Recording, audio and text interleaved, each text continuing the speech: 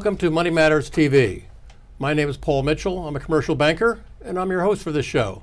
Joining me today is my co-host, Jim DeLorenzo. DeLorenzo, Public Relations. Great to see you again. Welcome to the show, Jim. Thank you. How are things going out there in the PR world? Always cooking, always new ideas, always new projects to look at, and opportunities to try to get stories told out there, and especially in the Philadelphia marketplace. But things are going well right now. Okay. Anything new? Any new angles? Any new ideas from some of your competitors that they're trying things? Or? A lot of people are asking me about more and more about social media, which we've talked about. But what I'm trying to get more people involved with is working on compelling stories and getting the story straight before we take it to a social media platform, before we get it to a larger audience, so that we work on an authentic story. And my motto lately has been authentic content creates authentic engagement. So if you have a story that is authentic and rings true, it will engage your customers, it'll engage your fans, it'll engage the people you want to be involved with your property. So right now I'm working on some storytelling techniques with my clients to try to get new avenues for them and new ideas, and communicate those new ideas. Jim, could you give us an example? Could you tell us a little story? Well, I can. I'm working with a new company that will be coming to market probably in the next month or so, and a tech entrepreneur, serial entrepreneur, who has done some wonderful things in the past, and a sports entrepreneur have combined with a medical practice, and they are bringing a revolutionary, and that's a buzzword, but it is a revolutionary technique for opioid addiction treatment. And it involves infusion of certain chemicals and amino acids and neuroscience techniques to overcome not just the withdrawal and the things that happen when you're trying to get off of addictive drugs and alcohol, but also to work on the centers of the brain that make you addicted to certain things. So they've found a treatment that's in heavy use in the West Coast. They're going to be bringing it to the Philadelphia market in the next several weeks. And what I'm working on with them right now is telling the story of some of the recovery and the people who have benefited from this treatment in the past, and how, with Philadelphia being in a crisis with opioid addiction, and I heard something yesterday about Philadelphia having the largest number, is the largest major city to have the highest number of opioid addiction deaths in 2017. Ouch.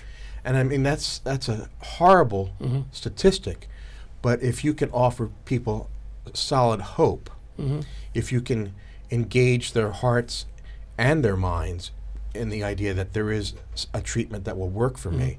So to tell that story, that there is hope out there, and that there is a way that hasn't been explored before that might change your life for the good. That's the story that I'm working on right now. What's a great story? As a banker, I also think about, so what's the money model here for these entrepreneurs? I mean, who are they selling the solution to? Right, and is the consumer, it's the a doctor, it's a or consumer the hospital? It's a consumer-oriented. It's for the addict, but the sale will be to the family members, or to their employers, or to their friends, or to their therapist. With insurance companies? It won't be to the insurance companies at first, because it's not on the formulary for some of these major insurance providers. But if, say, you go to your parish priest or your minister, and you're trying to find a way to solve this problem in your life, we want that minister or the priest or the therapist to say, I've heard about this, I've seen this work, I want to help you. I want to sponsor you with Yeah, this. I think education is such a big important aspect of it. I mean, in my family, we had somebody that, had addiction problems, some years ago and all, and I was amazed how little knowledge was out there. How people would always, if they had a situation, swept under the rug. Nobody else never had a problem. One time, a relative, a friend of mine, confided that they heard a story about my relative, and they said, "We also have a relative that's has a problem, and I'm telling you this because heard your story, but don't tell anybody else." Right. And there's a lot of Going, that why not? secretiveness, and Yeah. almost, it is shameful to them. Yes. And they want to keep it private. But at the same time, those people who are telling you that story or are concerned about that or heard a story that you relate to, wouldn't it be nice to be able to say, I've heard of something that I think could help you? Right. And if you're doing it on the referral basis and you're doing it on, tell a friend, you're telling a friend, you're trying to help them overcome this. And it goes beyond what AA and other treatment programs and it goes beyond what rehabilitation centers and things like that do. It's more of a recovery and wellness program than it is pure treatment. Yeah. Yeah. Well, certainly it's a terrible problem, and it affects most people know somebody. It's somebody's family that has somebody that has had a problem. And I think is a that problem. if we can tell good stories, again, this is one of my mantras is to tell good stories that help people. Yep. And if I can tell this good story, that's what I want to do. Right. There are plenty of stories out there that we don't know are true or not. Yes. It's on the internet. Just because it's on the internet doesn't mean it's true. So. So I try to capture as much authentic content, Yeah. True stories, testimony, video, make sure that we have documented, not fake news, Yeah. real news. That's good. That's good. We have a question from one of our viewers. I'd like to see if we can help. I hope we can. Okay. The question is from Nancy Wellington of Philadelphia. This sounds right up your alley, Jim. She asks, what are some typical costs of advertisements on radio, TV, and magazines? That's a good question, Nancy. And it's difficult to give a formula answer to that. But what I can tell you is that the costs for advertising on radio and TV are the factors you'll consider are time of day, repeating of the Rush content. hour, I guess, is a big time. Morning drive time, afternoon drive time. Are you going to do it overnight on radio, or are you going to do it in the middle of the night on TV, or are you going to do it in prime time? Okay. So you want to look at the time period you want to be involved in. So that if you're looking for those peak hours, you're going to pay peak costs on radio and TV. Can you give us a range? I mean, is $1,000, 30 seconds at 5 o'clock? I would say it's more like $5,000 to $10,000 for 30 seconds, depending on which station and which market you're in. at a prime time. Right. So how about 1 o'clock in the morning? Off peak, you would probably pay about $1,000 for a 30-second ad. And the other thing you look at, and this is talking about radio and TV, is what market are you going after? So if you're going into the Philadelphia market, you're going to pay top dollar because you're paying not only for the city of Philadelphia and the suburbs, but you're paying for South Jersey, northern Delaware, parts of beyond the 5-county Philadelphia market that go into Lancaster. I've heard on the radio commercials by, I'll say, retail entities that are in a certain county, and that's where they are. Right. And their advertisement is going to you're here in Center another City, 50 you're square hearing something miles. that's over in different county, different state. Right. That people aren't going to drive 35 miles to. And that's something maybe we'll talk about later in the program too. But that happens especially in political campaigns. You'll see ads if you're living in Center City, Philadelphia. You see ads for New Jersey candidates, Delaware candidates, I'm not gonna vote for Pennsylvania them, right? candidates. So, because Philadelphia has such a large media market, you're going to pay top dollar most of the time for TV and radio. Some of the station groups have package deals where you could buy, say, if you went with CBS Radio Philadelphia, you could get a package deal on all the different stations that they own. CBS TV in Philadelphia, you could get package deal on the digital channels that they have. And 6 ABC is always going to get top dollar because they've been number one in the market for over 30 years. On the print and newspapers and magazines, that market is changing because, especially in newspapers, people aren't buying the physical newspaper as much as they used to. So you want to, if you're going to spend on a newspaper or a magazine, you want to look at not only the print but also the digital side of the advertising. And the same goes for a magazine. If it's a monthly, you're going to pay probably for at least 3 months worth of ads. If it's a weekly, you're going to probably get a month's worth of ads. You're probably not going to get just the one issue. Could you give us a price range there compared to Print, a TV of 1 to 10,000? We're not talking I would print. say 5 to 10 in print. In magazines, in newspapers, I would go anywhere between 500 to 1,500. For how many ads? For probably one ad. One time, one shot, Yeah. one weekend. Wow. Okay.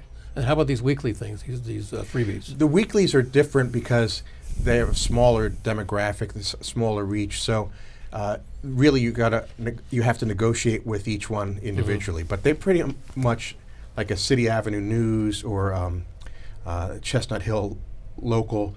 They have an established ad rate that they publish in each issue that you can say, okay, I can afford that. Yeah. Okay. So, like so many of these things, it sounds a little esoteric to me, but you're in the business, you know how the business works, so somebody that is interested in advertising should try to talk to somebody like Jim DeLorenzo or somebody that knows the ropes already. Yes, you would. I wouldn't necessarily be the one you would want to talk to because I try to stay away from the paid advertising. Okay. I'm more of an earned media specialist. But you know the world, you know how it works, yeah. But I would recommend someone in the advertising business, or I would put my friends in contact directly with somebody at one of the stations or newspapers. And if somebody did want to get a hold of you, they could go to Jim at jhdenterprises.com. My Twitter handle is at jhd16, and my website is jhdenterprises.com. Very good. Thanks, Jim. Well, if other viewers have questions they would like to have answered on the show, here's how to send in your questions to Money Matters. You can have your questions answered on Money Matters. Please go to our website, money-matterstv.com. On our homepage, click on the banner on the right that says, Send us your questions. While you're on our website, you can find information about our host and guests, as well as show notes and links about this show and past shows. Money Matters is also available as a podcast on iTunes and Stitcher, so you can listen to Money Matters while you're on the go. That website address, again, is money, M-O-N-E-Y, -matters, M-A-T-T-E-R-S, TV.com. Welcome back to our show. We're now going to feature our featured guest, which is Nick Tortorello. He's executive with TMG Partners, LLC. Welcome to the show, Nick. Thank you. Well, we heard a little bit about PR. Now I think your field isn't too far afield. It's not. From that. In fact, a lot of my clients have been PR firms. Wow. And one of my research firms actually did media buying for some of our commercial and political clients. And so what exactly do you do, Nick?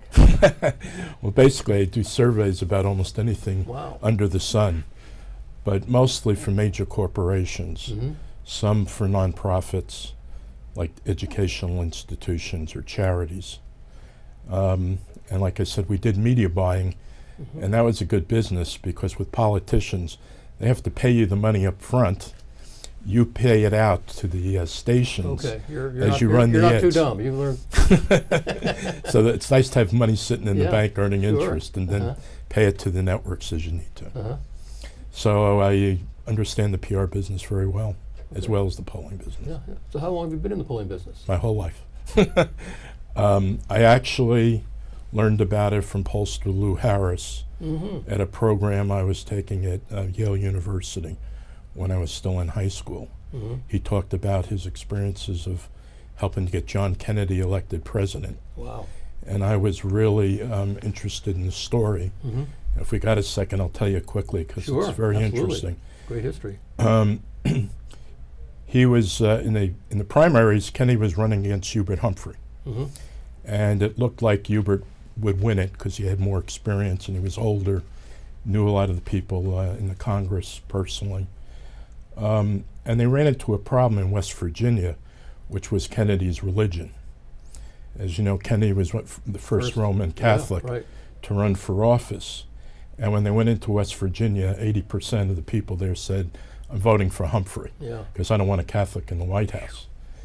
And so Lou went to John Kennedy and said, you've got to deal with this issue. Mm-hmm. You have to face it head on. You can't avoid it, can't sweep it under the rug. You got to really face it. So Kennedy started giving speeches about how the Pope would not control the White House, that he was a very inclusive guy. Mm-hmm. He wasn't going to give a preference to Catholics in jobs or anything like that. And then Lou told the story that 2 weeks before the primary, he went into West Virginia, and people would literally pull their blinds down, lock their doors, and say, don't tell my neighbors, but I'm going to vote for Kennedy. Oh. So then he was able to, go to John and say, looks good in West Virginia, we'll win, and they did. Wow. So it taught me a couple of lessons. One is that people have their own points of view and their own positions, but sometimes there's not as rock hard solid as you might think. Yeah. And new information and new education may change the tone of a campaign. So getting people more information and him dealing directly with his Catholicism really turned that race around, which meant you can change people. And I thought that was really fascinating. Yeah. And from that time on, I started doing polls of people and when I was in high school and college, and never stopped. And I actually got my first job when I got out of college from Lou Harris. Wow. And learned the business then at the master's right hand, as they would say. That's a fascinating story. How much has the business changed for you over that period of time? Because I can imagine there was a lot of in-person discussion, but there was also, we call it dial-up now, but there was a lot of phone work. What a great question. When I first started in polling, which would have been the 1960s, the way the data was tabulated was on abacuses. There wasn't even computers then that were being used. You mean the discs on the strings? Yes. Wow. He had 10 men who actually were from China who worked those abacuses. Wow. And the other thing is we used slide rulers to do calculations, Yeah. again, for computers. And everything was done in person. We knocked on people's home doors and asked to interview them. Wow. Then what came in was telephone polling. And believe it or not, in the late 1960s, only about 40 to 50% of households had telephones where there weren't party lines. And then, of course, over the years, you got more and more people owning telephones, and that got way up into the 98% range of people having phones. And we switched more to polling by telephone. It also helped to create more anonymity. You weren't sitting face to face with somebody. It was less dangerous for the interviewers, because when they went into a house, there might be a huge dog or somebody who really wasn't very friendly to the questions you were asking. So it was safer also to do it by phone. And now, of course, today we do it on cell phone. We do it online on computers. The whole business has changed enormously. To some degree, it's created a little chaos because when we were doing things door to door, and even when we were doing them by phone, it was easy to control for demographics, making sure you were getting the right balance of men and women, different age groups, different education levels. With cell phones, it's not as apparent, who you're getting on the other side of the cell phone and how old they might be. So one of the problems with the newer technologies is you never know who's really answering the questionnaire online on a computer and who may be answering on cell phones. I can't help but interrupt. So, I mean, my cell phone is not public information. How do you guys get my cell phone number? Just like we used to do with telephones, we randomized the digits. Wow, We get all the working area codes in the country and then randomize the last 4 digits. And we may pick you up. Okay. A lot of people will say, gee, all these polls, I've never been polled. Yeah, right. Well, part of the reason is because the way they used to do sampling in those days with blocks and different area maps. Today, a lot of phones aren't listed, which forced us to go to randomization of digits, and it works on cell phones as well.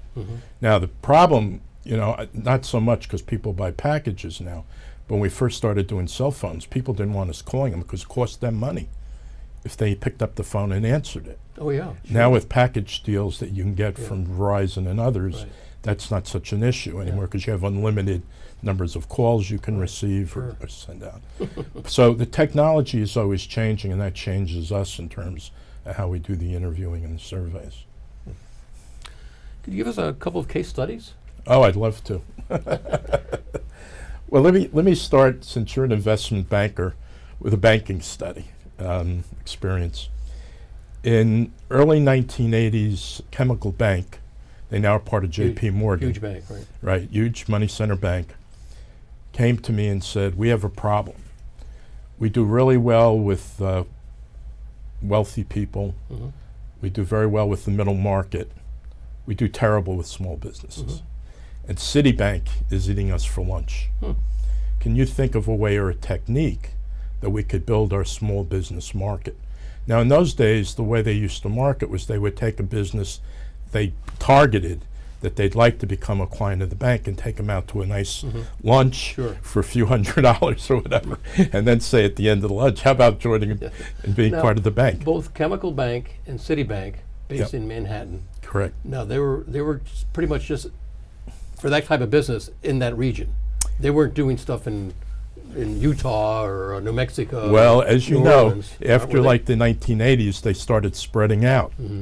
So that Chemical became very interested in what was going on in Connecticut, what was going on in New Jersey. They started opening branches. Okay. So they started to spread out before they became a national bank. So they were very interested, of course, again, in building the small business clients in those different states. So we came up with a technique where we would go to a business guy. Now, in a small business, it would be the guy who owned the company. In middle market companies, it might be the treasurer. It might be some kind of CFO. And certainly if you got to large companies, it would be a CFO, Chief Financial Officer. But with a small business component and doing the owners, we would ask them, like, who you're doing your banking with. What do you like about them? What's their strengths and weaknesses? If there was something else you could get from the bank, who would it be? And so we'd ask them all the questions about their banking relationships, get a pretty good handle on what they liked, what they didn't like, what they'd like to get, like loans without collateral when you're a small Sure, why not? No interest, right? things like that. And so we would report this stuff back, and the last third of the questionnaire was really important. We'd say to them, well, have you ever heard of Chemical? What do you think of Chemical? What's their image? Do you ever see yourself doing business with it? Why or why not? So we'd gather all this information about a business, then go to Chemical Bank and say, here's what this company says about you, how they think about you, how they look at their competition, and here are things that you could approach them with that might get your foot in the door. And it became a phenomenon in terms of how much business they picked up. Because everybody had to complain about their current bank. Sure. Like I said, you usually had to put up collateral. Pay it back. Right, all these sorts of things. And all of a sudden, Personal Chemical guarantees, was ordering, saying, well, you may not have to give us personal guarantees. You know, we'd like to get some of your business. Just try us. You know, we're not asking to become your primary bank. We'll be happy being your tertiary bank. But let us just start serving you and you see how we do. Well, they kept getting more and more businesses becoming. And we did that study for 10 years. We ended up doing it 3 times a year. We're talking about like 3,000 interviews each time. And in all these different states as they were adding states. Now, I'm a skeptic. Of course. Why would, and it's tough to get a hold of a business owner. Right. Why would a business owner talk to you? What's in it for them? There are a couple of things. You know, we did offer them things like baseball tickets. Okay. As they got restaurant guide, All right. hotel guide. So there was a little incentive. Okay. But the biggest thing was they learned by doing the survey. They learned by the questions we asked about all these different banks they could choose from. What the images were to some degree of each of these banks. Would you share? I mean, you would share some of the survey with them? Well, the way we asked the questions, we Okay. would say, Citibank is known for this. Yeah. Chemical is known for Okay. that. Do you think Chemical could do what Citi's doing? Mm-hmm. Things like that. Okay. And it became an eye-opener for the people trying to sell for Chemical. Yeah. And what was really good about it is they knew going into that meeting with that person a lot of information about Mhm. them, but also had an idea of how hard a sell it was going to have to be Yeah. and what approach to take with them, or where they weren't getting served. Mhm. Maybe they were just starting to go into international banking, Sure. and Citi wasn't doing such a great job at that, so that they could see Chemical doing it. Mm-hmm. Then they would say, well, if I'm going to do more international banking, maybe I ought to think of using Chemical. Now, that particular example that you gave with Chemical Bank, the respondents, did Chemical go back to the individual respondents and have Yes. their information? And we had to be really careful because we would tell them at the front, depending on how you answer this questionnaire, it's a possibility our client would like to talk to you. Then, of course, when we got to the end of the questionnaire, we were asking about Chemical. They knew who obviously the client was. Right. And we'd ask them again, we know you have a different bank. Do you mind answering these questions about Chemical? And then at the end, we'd say, it's possible a Chemical calling officer would like to come see you. Mm-hmm. Would you be willing to meet with them? So we got 3 different permissions from them. Yeah. And if they gave us those 3 permissions, particularly the one at the end which said, yes, they can come visit me or contact me. Mhm. And we'd ask them, do you want to get a phone call? Do you Yeah. want to be visited in person? Okay. How do you want to handle that meeting? We could feed that information to Chemical. But we always made sure they understood they didn't have total anonymity if they agreed to do this stuff. Mhm. And so they chose to do it, and Yeah. they weren't surprised when they got a call from a bank officer, why don't we go to lunch on Friday and Yeah. talk about your banking relationships? Sure. Nick, it's a big, complex subject, and we don't have all the time in the world. No. Unfortunately. We'll have you back again, I hope. But what are some of the major concerns with political polls today in terms of accuracy and truth? I think our viewers would be very interested in hearing your Yeah. perspectives. You always have to be careful about political polls because they're not necessarily trying to be objective or find truth. And what I mean by that is a lot of polls are done for fundraising. The way they'll ask the questions will be designed to show that that particular candidate could win. And the reason is they want to produce data that says so-and-so, although he's not the incumbent, could win, and then would you give $10 or $25 to the campaign? And we call it frugging, fundraising under the guise of being research, which is, Okay. in our business, a total no-no. Okay. So that's why political pollsters don't belong to things like the American Association of Public Opinion Research or an organization we had called the Council of American Survey Research Organization. More scientific oriented. Yeah, and not only that, but our promise was objectivity. Our promise is not to be trying to sell you something, not trying to gain donations from you. And so we have a code of conduct and ethics that both those trade associations follow. And if you're a member, you don't do political polling. I'll give you my direct email, and I say that to anybody who's Sure. listening who's interested. You can reach me. It's very easy. Tortorello, Tortorello, @hotmail.com. Okay. And you can get me directly that way. I'll answer the phone, and we can talk about anything Terrific. you're interested Nick, in. thank you very much. Really Thank fascinating you. subject. You Thank told you. it very, very well. Thank you. So that brings our show to a close for this show. And our next guest for the next show will be James R. Hanna, CPA with Markham Partners, an accounting and business consultancy. So in the meantime, please remember that on this show, your money matters.